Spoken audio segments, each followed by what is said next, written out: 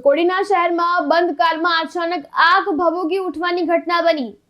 કોડીના શહેરમાં બંધ કારમાં અચાનક આગ લાગતા ત્યાં આગળ અફરાતફરી મચી હતી, નાસભાગ પણ મચી હતી। કોડીના શહેરમાં રેલવે ફાટક પાસે બંધ કારમાં આગ લાગવાની આ ઘટના બની અને બંધ કારમાં અચાનક આગ લાગતા ભારે દોડધામ મચી હતી અને લોકોના ટોળેટોળા પણ ત્યાં ઉમટી પડ્યા હતા।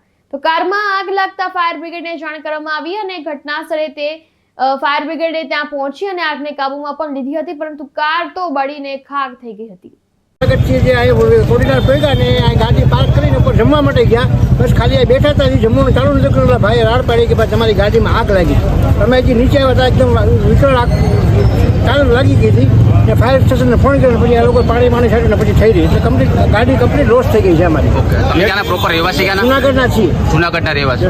ગેસના 2 બાટલા બી ઓલા ફોડ્યા તો બી કઈ ગાડી સીએનજી હતી કે પેટ્રોલ ડીઝલ? નહીં, ડીઝલ હતી ને। I-20 છે, I-20। અબ્દુલ ઘાંચી સાથે ચક્રવાત ન્યૂઝ, ઉના।